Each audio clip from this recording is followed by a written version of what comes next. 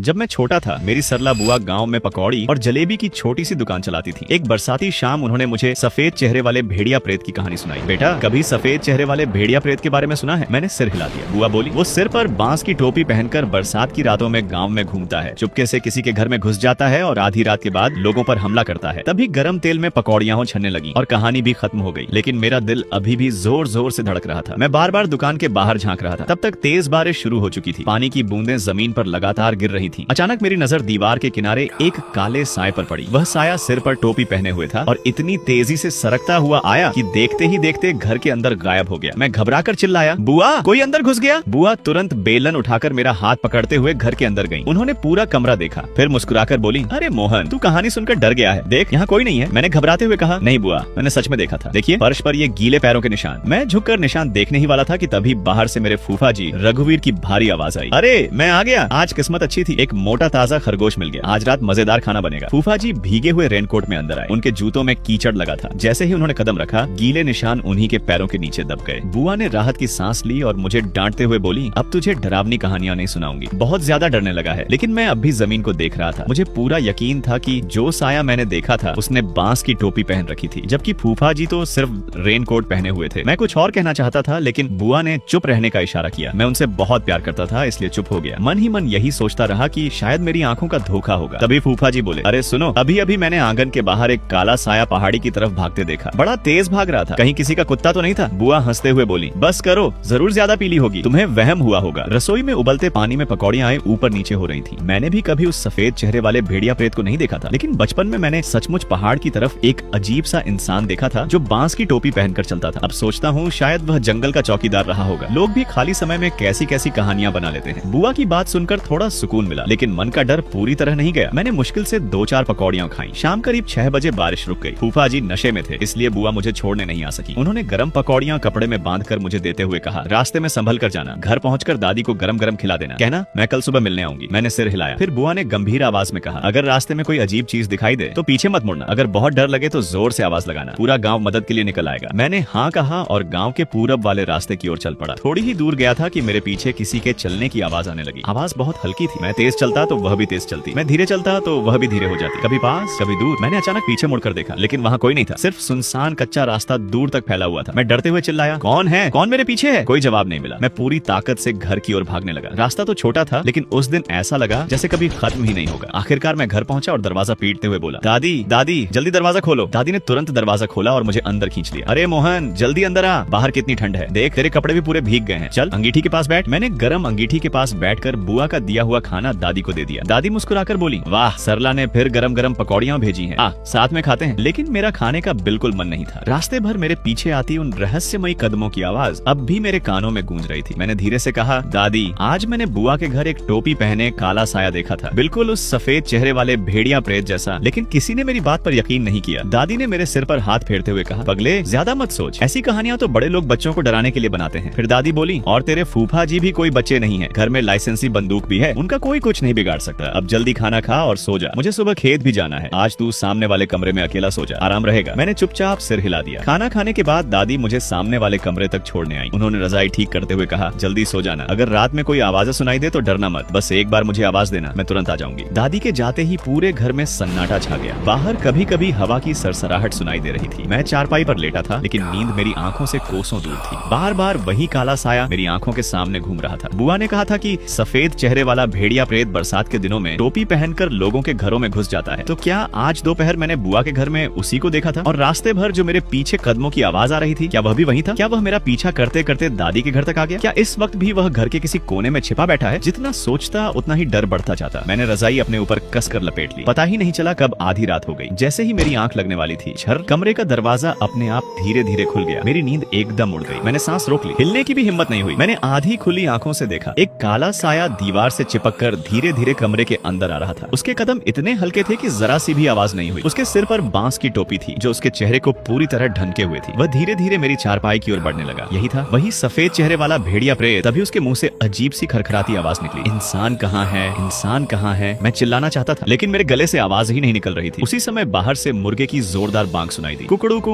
कुछ पल के लिए वह साया ठिठक गया, फिर धीरे धीरे पीछे मुड़ा और दीवार से सटकर उसी तरह कमरे से बाहर निकल गया। जब बाहर पूरी तरह सन्नाटा हो गया, तब जाकर मैंने राहत की सांस ली। उस पूरी रात मेरी आंखों में नींद नहीं आई। सुबह होते ही मैंने दादी की खांसी सुनी और दौड़कर उनके पास पहुंचा। दादी ने मुस्कुराकर पूछा, अरे मोहन, आज इतनी सुबह कैसे उठ गया? मैं उनसे लिपट गया। मेरी आवाज अब भी कांप रही थी। दादी, कल रात मेरे कमरे में वही टोपी वाला काला साया आया था, बिल्कुल वैसा ही जैसा बुआ ने सफेद चेहरे वाले भेड़िया प्रेत के बारे में बताया था। दादी ने भौहें सिकोड़ ली। अरे पगले, तूने कोई सपना देखा होगा। रात भर तो बिल्कुल शांत थी। मैंने घबराकर कहा, नहीं दादी, मैं सपना नहीं देख रहा था। दरवाजा अपने आप खुला था, वह मेरे बिल्कुल पास तक आ गया था, फिर मुर्गे की आवाज सुनकर भाग गया। दादी अब थोड़ा नाराज हो गई। मोहन, कहीं तू स्कूल से बचने के लिए बहाना तो नहीं बना रहा? दिन रात बस वही डरावनी कहानियां सोचता रहता है। मैं कुछ कहना चाहता था, लेकिन दादी रसोई में नाश्ता बनाने चली गई। मैं वहीं खड़ा उनका जाता हुआ चेहरा देखता रहा। मन बहुत दुखी था। मैं सच बोल रहा था, फिर भी कोई मेरी बात पर यकीन नहीं कर रहा था। नाश्ता करने के बाद मैं दादी के साथ आंगन साफ करने लगा, लेकिन मेरा मन बार बार बुआ के घर की तरफ जा रहा था। मैं जल्दी जल्दी झाड़ू लगा रहा था ताकि काम खत्म होते ही उनसे मिलने जा सकूं। तभी गली से लोगों के शोर मचाने और भागने की आवाज आने लगी। मैंने झाड़ू फेंक दी और दरवाजे की तरफ भागा। दूर गांव के पश्चिम वाले हिस्से में भारी भीड़ जमा हो रही थी। मैंने पूछा, दादी क्या हुआ? दादी बोली, चल जाकर देखते हैं। हम दोनों भी भीड़ के पीछे पीछे चल पड़े। जैसे जैसे हम आगे बढ़ रहे थे, लोगों की घबराहट साफ दिखाई दे रही थी। किसी के हाथ में लाठी थी, किसी के हाथ में दरांती, किसी ने फावड़ा पकड़ रखा था। सबके चेहरों पर डर साफ झलक रहा था। तभी कमला चाची ने मुझे देख लिया। उन्होंने तुरंत मेरा हाथ पकड़ लिया। उनकी आंखें लाल थीं। मोहन, तू उधर मत जा, जा अपने दोस्त सोनू के साथ खेल। मेरा दिल जोर से धड़कने लगा। मैंने उनका हाथ छुड़ाया और पूरी ताकत से बुआ के घर की ओर दौड़ पड़ा। पीछे से दादी मुझे आवाज देती रही, लेकिन मैंने कुछ नहीं सुना। बुआ के घर के बाहर पूरा गांव जमा था। हवा में खून की तेज बदबू फैली हुई थी। मेरे पैर कांपने लगे। मैं भीड़ को धक्का देकर अंदर पहुंचा। चारपाई पर दो शरीर पड़े थे, दोनों पर काला कपड़ा ढका हुआ था। कपड़ों के नीचे से खून अब भी टपक रहा था। उन्हें देखते ही मेरी चीख निकल गई, बुआ, फूफा जी। मैं फूट फूट कर रोने लगा। गांव के मुखिया ने मुझे पकड़कर बाहर निकाल लिया। उसी समय दादी भी वहां पहुंच गई। जैसे ही उन्होंने अंदर का मंजर देखा, उनके पैरों से जमीन खिसक गई और वे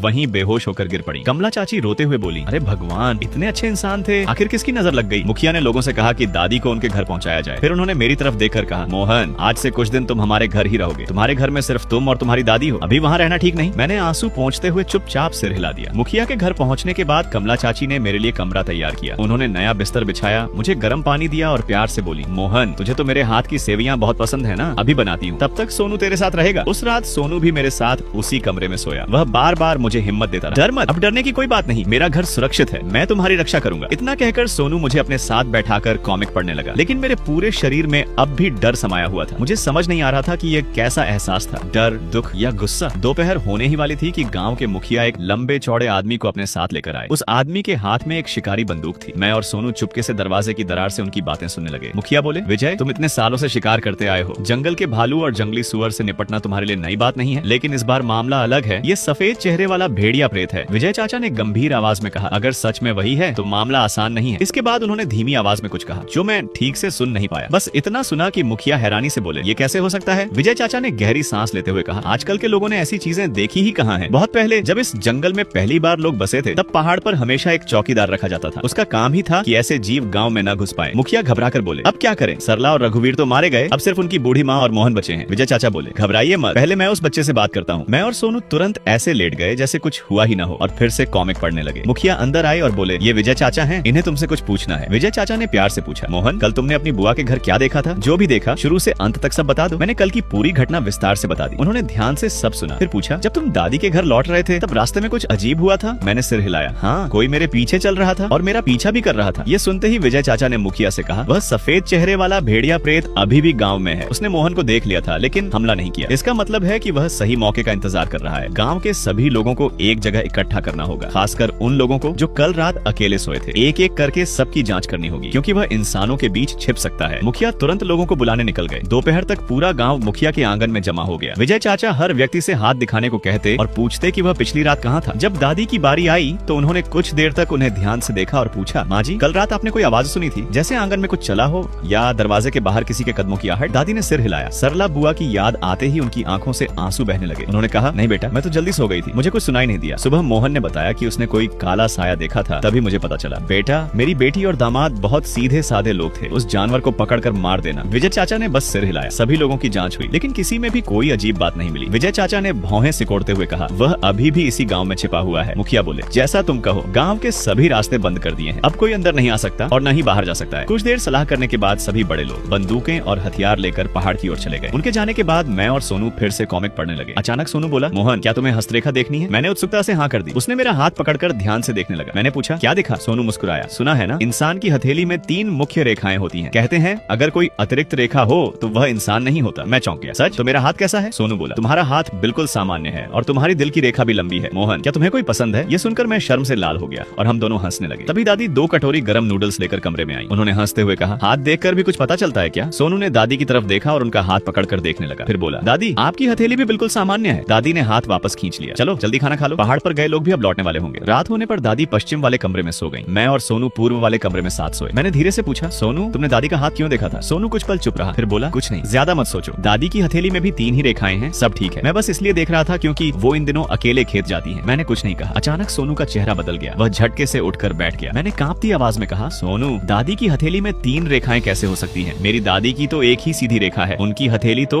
जन्म से एक रेखा सिमियन लाइन वाली है। मेरी बात सुनते ही सोनू की आंखें फैल गईं। उसने तुरंत उठकर लालटेन बुझा दी। पूरा कमरा अंधेरे में डूब गया। उसने फुसफुसाकर कहा, मोहन जल्दी अलमारी के अंदर छिप जाओ। मेरे हाथ पैर कांप रहे थे। लगभग घसीटते हुए वह मुझे अलमारी के अंदर ले गया। हम दोनों अभी ठीक से छिपे भी नहीं थे कि सामने वाले कमरे का दरवाजा खुलने की आवाज आई। धीरे धीरे किसी के हल्के कदम हमारी तरफ आने लगे। फिर दरवाजे के बाहर से दादी की आवाज आई, सोनू सो गए क्या? मेरा मन घबरा रहा है, दरवाजा खोलो, मुझे मोहन से थोड़ी बात करनी है। लेकिन दादी की आवाज बहुत अजीब थी। उसमें एक खरखराहट थी, बिल्कुल वैसी ही जैसी पिछली रात मेरे कमरे में आए उस काले साय की थी। सोनू ने तुरंत मेरा मुंह कसकर दबा दिया। मेरे पूरे शरीर के रोंगटे खड़े हो गए। आंसू अपने आप बहने लगे। तभी झर्र दरवाजा खुल गया। एक काला साया अंदर घुसा। उसकी ठुड्डी पर सफेद बाल उगे हुए थे। उसका मुंह छोटा और चौड़ा था। जब वह थोड़ा पास आया तब हमने साफ देखा उसने अपने ऊपर एक इंसान की झुर्रीदार खाल ओढ़ रखी थी। उस खाल का चेहरा खाली आंखों को छोड़कर बाकी सब मेरी दादी जैसा था। सफेद बाल, हथेलियों के पुराने छाले। मुझे याद आया कल जब मैं बुआ के घर जा रहा था तब दादी ने पूछा था कि क्या मैं उनके साथ खेत चलूंगा, लेकिन आखिर में वो अकेली ही खेत चली गई थी। मैंने डर के मारे अपनी जीभ लगभग काट ली थी। मेरे मुंह में खून का स्वाद भर गया। वह सफेद चेहरे वाला भेड़िया प्रेत चारपाई के सामने आकर अलमारी की दरार में झांकने लगा। फिर उसने गिनना शुरू किया, 1 2 1। उसके लंबे नुकीले पंजे ने अचानक सोनू का पैर पकड़ लिया और पूरी ताकत से बाहर खींचने लगा। मैंने सोनू की बांह कसकर पकड़ ली। मेरे मुंह से आवाज तक नहीं निकल रही थी। उसी क्षण धड़ाम बंदूक चलने की आवाज गूंजी। पहाड़ पर गए बड़े लोग वापस आ चुके थे। सफेद चेहरे वाला भेड़िया प्रेत जमीन पर गिरकर तड़पने लगा और उसके मुंह से बिल्कुल मेरी दादी जैसी आवाज निकली, मोहन बचा लो।